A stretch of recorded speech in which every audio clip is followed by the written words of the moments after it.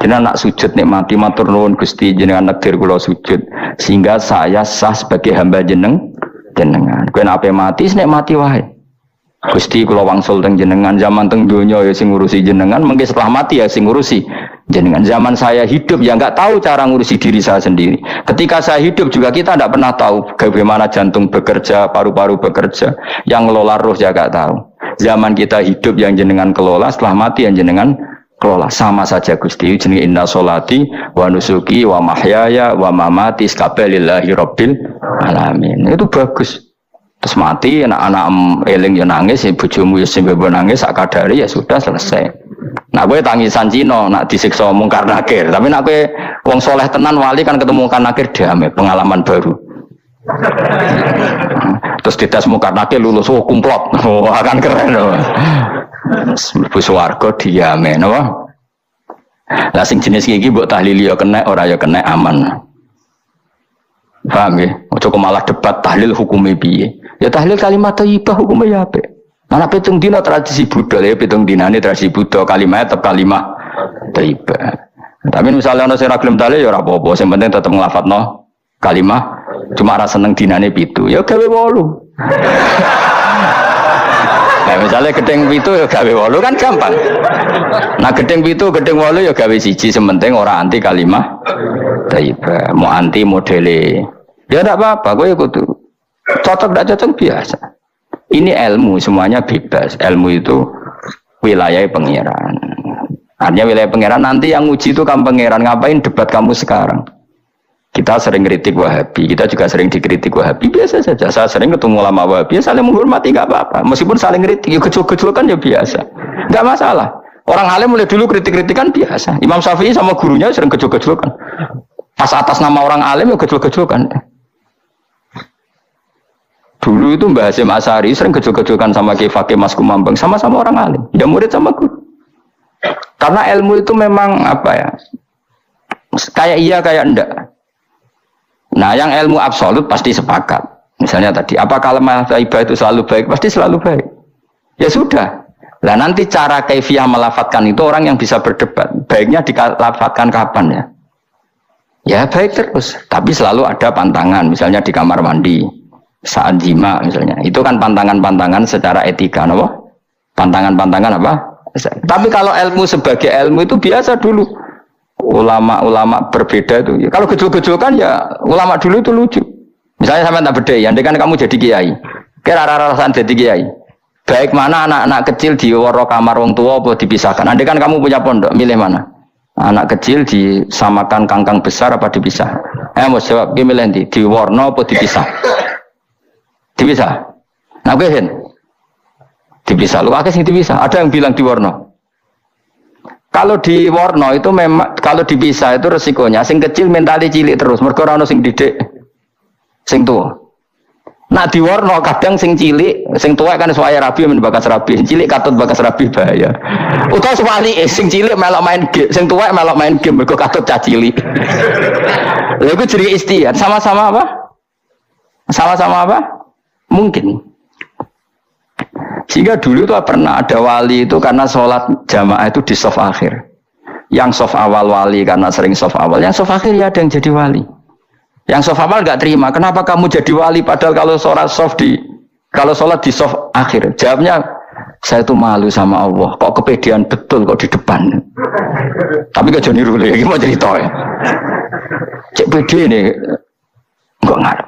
Karena dia di belakang motifnya itu tidak males. Tapi motifnya itu apa? Tawaduk atau malu, dia jadi wali. Nah, aku kan berko males panjen. Atau mau roh imami tadi. Iku sing mari ra wali-wali.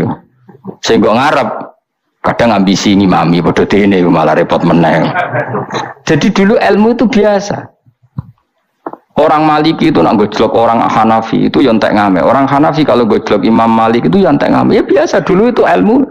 Ya biasa. Misalnya gini sampean tak bedai. Enggak jawab saja jujur. Rasulullah itu puasa Senin Kamis selalu apa kadang-kadang dalam semua riwayat. Kadang-kadang. Sesuatu yang kadang-kadang dilakukan Rasulullah itu akan sunat terus apa sunatnya juga kadang-kadang. Ayo jawab saja. Wah, akeh sing sarap ya. Rasulullah itu puasa Senin Kemis itu kadang-kadang apa terus? Kadang-kadang, ini sudah masih benar. Sesuatu yang pernah dilakukan Nabi kadang-kadang itu menjadi sunat terus apa sunatnya juga kadang-kadang? Terus. Nah sekarang sebetulnya hadis kunut itu semuanya sepakat. Rasulullah kunut itu ya ahyanan kadang-kadang. Nah sesuatu yang pernah dilakukan Nabi kadang-kadang itu akan menjadi sunat terus ila yaumil. Maka Imam Syafi'i milih kunut terus. Abu Hanifah enggak, bahaya kalau sunat kok dilakukan terus, nanti dikira wajib. Sehingga Abu Hanifah tidak kunut. Dan itu ya biasa ketemu gitu. Imam Syafi'i kalau sholat di masjid Abu Hanifah itu tidak kunut. Ketika ditanya ikroman di hadal madhab, saya menghormati madhab. Orang Hanafi kalau main ke rumahnya Imam Syafi'i ya kunut ya biasa dulu. Sekarang kunut dan kunut jadi politik identitas. Ini kunut sebelah ini mesti ini enggak kunut sebelah yang dulu itu enggak. Saya sampai sekarang nggak pernah tahu kunut itu tradisi ormas mana, sampai sekarang nggak ada tahu. Karena saya orang alim, taunya kunut mazhab Syafi'i, nggak kunut mazhab Hanafi. Dan itu sebelum tahun 12 dan 26 mazhab itu. Nggak tahu toh maknanya. Mazhab itu sebelum tahun 12 dan tahun 26. Jelas? Kok orang paham? Jadi dulu lama ya biasa perdebatannya gitu. Apakah sesuatu yang pernah dilakukan Nabi secara ahyanan itu sunat terus? Apa sunatnya juga ahyanan sekali tempo? Jawabannya apa? Terus. Tapi kalau terus bahaya, nanti yang sunat dikira wajib. Nah yang berpikir gitu Abu Hanifah, yang berpikir terus Imam Syafi'i. Ya sudah akhirnya jadi seperti ini. Dulu itu nggak jadi politik identitas, saling menghormati. Imam Syafi'i itu Abu Hanifah sudah kabundut, pernah sholat di masjid Abu Hanifah tidak kunut. Ketika ditanya ikroman li hadzal madhab, saya menghormati madhab ini. Entah angen-angen nak kunut terus nggak dikira wajib. Orang-orang Hanafi kalau ke rumahnya Imam Syafi'i di komunitasnya juga kunut. Ya sudah biasa dulu seperti itu. Makanya kita ini harus ngaji. Dulu itu biasa ulama gejol-gejolkan perkara madhab kayak yang saya contohkan tadi. Orang yang membatalkan puasa lewat jima itu kan sanksinya berat. Sanksi ini karena jima, apa karena hadku hormati Ramadan biuri usrin syar'iyyin, merusak kehormatan Ramadan tanpa uzur syara'. Cara Imam Malik karena merusak Ramadan tanpa uzur syara', sehingga gak jima pun hukumnya sama. Yaitu misalnya makan tanpa uzur, ya hukumnya sama. Kenapa sama? Jima istri hukumnya apa? Halal apa haram? Halal. Makan halal. Maka kalau itu kamu lakukan fina hari Ramadan, siang-siang Ramadan tanpa uzur syara', maka sanksinya sama-sama berat karena dianggap melecehkan kehormatan Ramadan. Cara Imam Syafi'i enggak, jima sama makan mulai dulu beda. Kamu makan wajib mandi enggak? Enggak, kalau jima wajib. Kan beda. Ya beda itu enggak sama. Ya sudah, Imam Syafi'i memberi sanksi berat untuk jima, untuk makan tidak. Wong padha pintere kan yo penak. Penak kan? Sing ora penak iku padha gobloke, padha sok pintere. Lah iku debate ra barbar iku. Padha gobloke, nak debat padha sok pintere. Wis naudzubillah min dzalik. Kulo nek debate ngomong malah kudu guyu. Malah melok goblok, ngrungokno tok malah melok goblok. Wong debat agama kok gak ono referensi, ora ono kitabe. Amen muni menurut saya. Memangnya Anda penting dalam wali ora, ulama ora kok debat agama menurut. Memangnya Anda mujtahid? Kudune gak menurut kitab yang saya baca dalam mazhab Syafi'i kitabnya ini begini. Sing sitok bantah dalam mazhab Maliki kitabnya ini. Wah itu keren. Aku teko ning majelis ini. Debat menurut saya. Memangnya Anda siapa? Nabi ndak, wali ndak, ulama ndak? Kok mau agama menurut Anda? Wis wargane ora mesti kok ape. Makanya dibiasakan pakai referensi, pakai sanad. Agama ini butuh sanad. Inna hadzal ilma dinun fanzuru amman ta'khuduna dinakum. Lihat di muqaddimah Sahih Muslim. Agama ini ilmu, ilmu ini agama. Maka lihatlah ilmu itu kamu ambil dari mana? Karena tanpa sanad ini bahaya. Bahayanya tadi misalnya begini. Ada orang alim soleh berteman orang kafir, atau berteman orang fasik, atau berteman perempuan cantik. Dia alim loh, alim soleh seolah lagi. Ada orang alim soleh berteman perempuan cantik, atau orang fasik, atau orang kafir. Pasti di hatinya satu. Wong ayu nak dikancani wong fasik engko malah melakukan hal-hal yang tidak terpuji. Nak dikancani wong alim syaratnya soleh, saya ulang lagi, dibina dijak ngaji, diarahkan yang benar, terus dinikahkan sama orang soleh. Ternyata pertemanannya hanya proses ngantar wong ayu tadi baik dan bernikah sama orang soleh. Berteman orang kafir ya dia mengajarkan hujah-hujah argumentasi Islam, jika suatu saat berharap menjadi Islam. Tapi orang liberal melihat itu bukti bahwa agama itu bebas. Wong alim nyatane kancanan wong ayu, wong kafir gak masalah. Itu pilihan mbahmu. Ini beda, sama-sama cara zahir kancanan orang fasik, tapi asal orang soleh itu motifnya itu beda. Saya misalnya orang kaya, ada ulama kaya, itu senengannya blonjo, sampai bojone itu marah-marah. Saking parahnya ulama ini, kebetulan keluarga saya, ini anaknya mulai anaknya kon golek utangan. Padahal nilai anaknya pertama berangkat dari rumah itu bawa uang, mau ngirimi anaknya di sarang. Itu orang Jawa Timur, kiai alim. Roh bakul kacang ning bis gak mentolo ditukoni. Roh bakul mainan saake wong tuwa wadon ditukoni. Walhasil nduk sarangku duwe entek. Tapi gowo mainan, gowo kacang putu-putu. Saake jare. Sama-sama belanja. Dekne niate nyebar rahmate Allah. Loh, saya pernah ngalami itu meskipun dengan ada skala yang ekstrim itu. Saya sampai sekarang anak saya mulai TK, SD tak sangoni terus. Kadang beli jajan yang dia sama sekali gak doyan. Dulu ibunya yang marah sebelum ora dipangan kok dituku Gus. Ya masih ora dipangan bakule tetap seneng. Butuhe bakule ku payu ora kok dipangan ta ora. Tapi utek-utek medhit ini kan pikirannya kan. Nara dipangan aja tuku sakake bakule ndonga supaya laris. Lah duit 5.000 bagi kita kan tidak penting, sebentek ben manfaati bakul-bakul. Karena orang kadang dikasih itu malu loh, karena tidak diharga diri. Tapi kalau lewat jual beli kan senang. Ya banyak ulama yang gitu, boros tapi niatnya menyebar roh. Asal orang soleh itu baik-baik saja. Orang soleh melete, wah duitku akeh ke tenang wae. Cara zahir melete, ternyata ngenakno sing dikai ben ora perasaan. Nah misalnya wong soleh terus sopan, duitku pas-pasan tak pangan sesuk wae ra ono sing dikai yo sungkan le dul-dul. Maka wong soleh kudu melete ben sing dikai ora sungkan. Bareng ngekek duit wong 100.000. Lah iya lanjuran duitmu akeh ora iso tak hitung ning omah. Ijek karungan. Lah kok karungan piye? Duit 1.000 kerja kok karung gak sak. Butuhe ngenakno sing dikai apa? Ngenakno sing dikai. Asal wong soleh, dia ngomong gitu itu niatnya juga soleh. Tapi nak wong ra soleh, pancen melete tenan. Bolak-balik wong ra soleh itu masalah. Makanya kancani wong soleh. Wong soleh itu orang yang luar biasa. Kanjeng Nabi itu nak dahar sering ning jobo. Ya biasa. Ketok wong akeh. Karena Nabi gak ada kepentingan beliau jadi Nabi setelah Nabi Isa alaihi salam yang saking sakralnya, saking priainya malah kebablasan dianggap sebagai anak Tuhan. Maka Nabi ngetokno kemanusiaan. Bahkan kalau dahar itu sering di luar. Gue ngetokno nak Nabi itu dahar sebagai umumnya kayak apa orang soleh.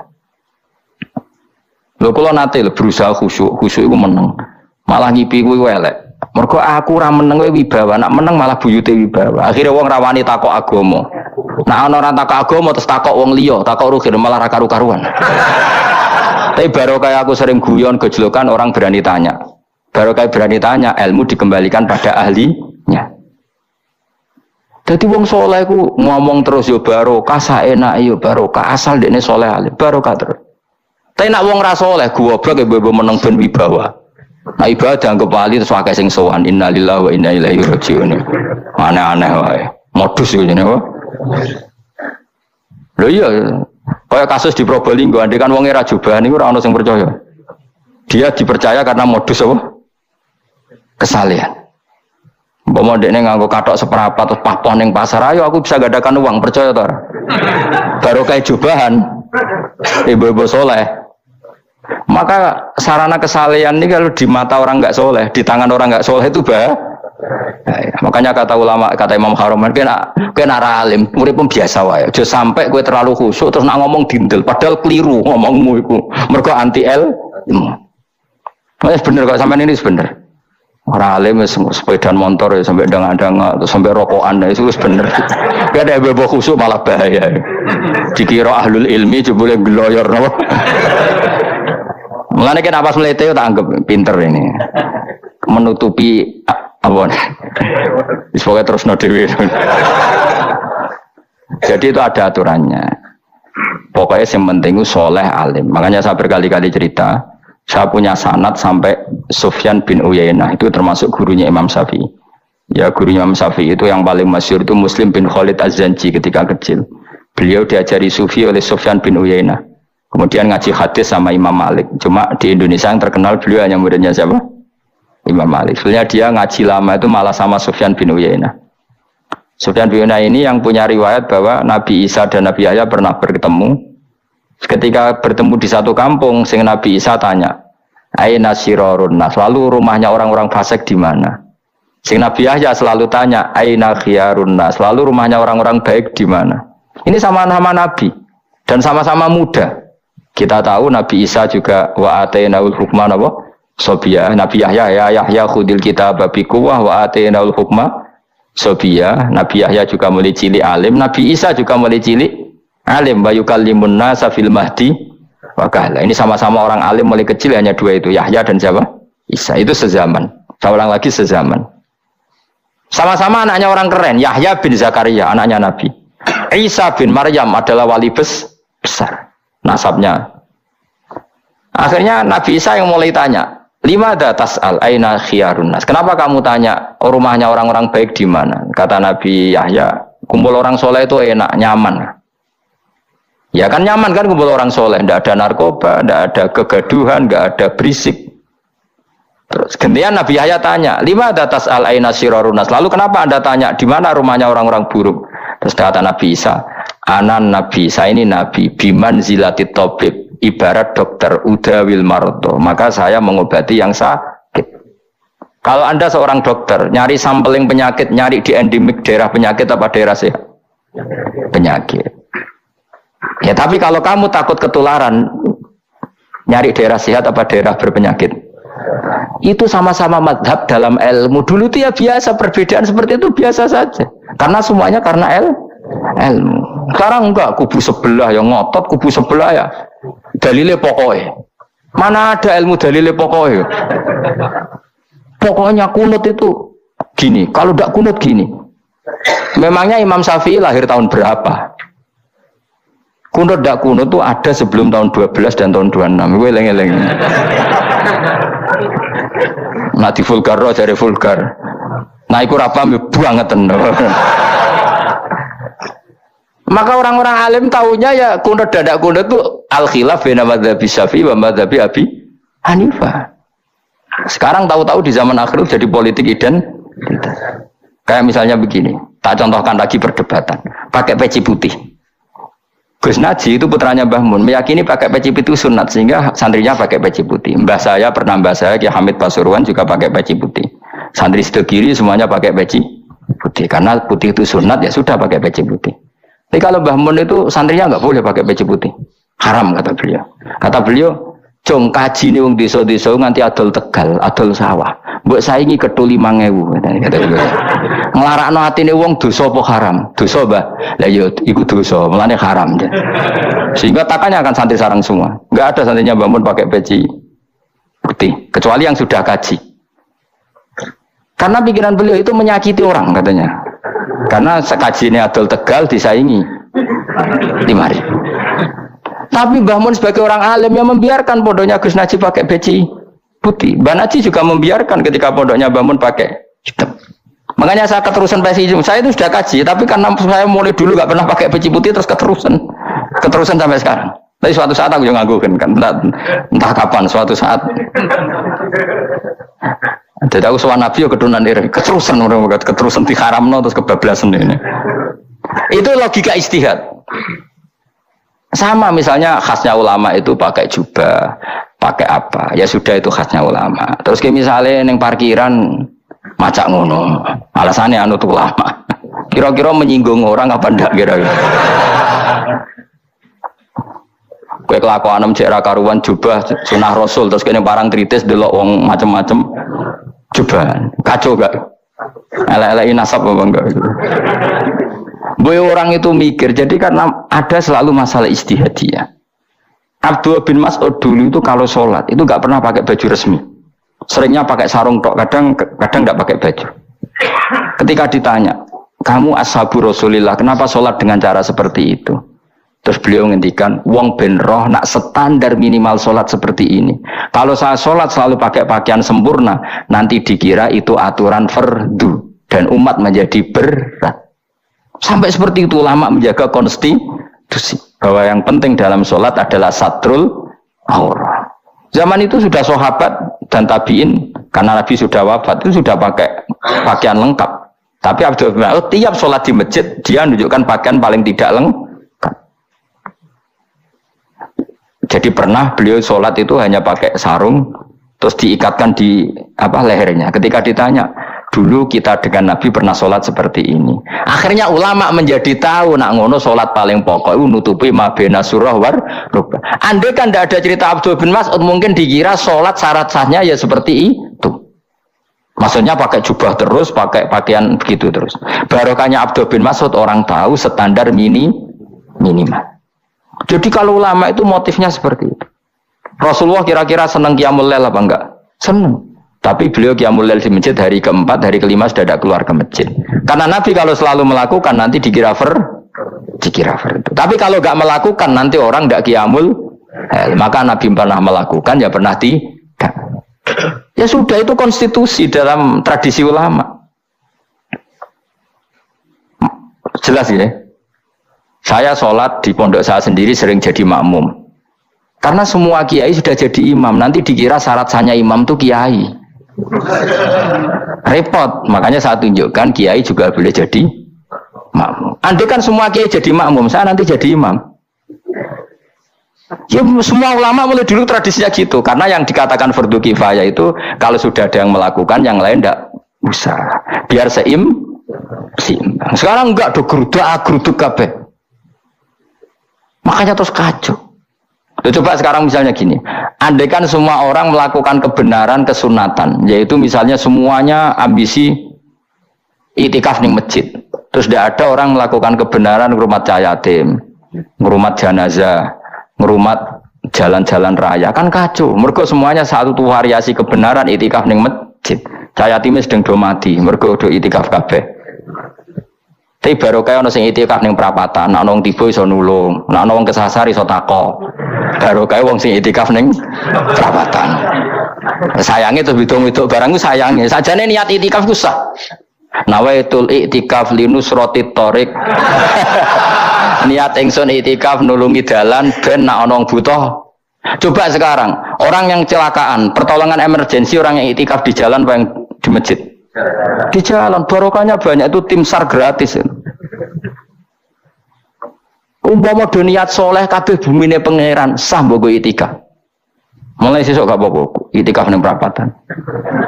Tapi buktikan kamu tidak berbuat macam atau tulisi relawan orang tersesat. Jadi ajane kebaikan itu ada di mana-mana. Makanya Nabi menyatakan kebaikan, orang itikaf ya dikatakan Nabi baik. Orang yang jalan-jalan kemudian ada duri disingkirkan juga disifati Nabi orang baik. Orang yang rumah yatim disifati Nabi orang. Bahkan orang yang hubungan intim dengan istrinya sama Nabi ya disifati orang baik. Sampai sahabat tanya, masa urusan gitu dapat pahala ya Rasulullah? Loh iya, andai kan itu sama orang lain kan malah dosa. Berhubung sama istrinya maka dapat pahala. Kayak apa Nabi ngitung kebaikan sekian banyaknya. Tahu-tahu di zaman akhir kubunya saja yang baik. Ini apa-apaan? Itu iskal deh. Yo mareni yo tobat deh.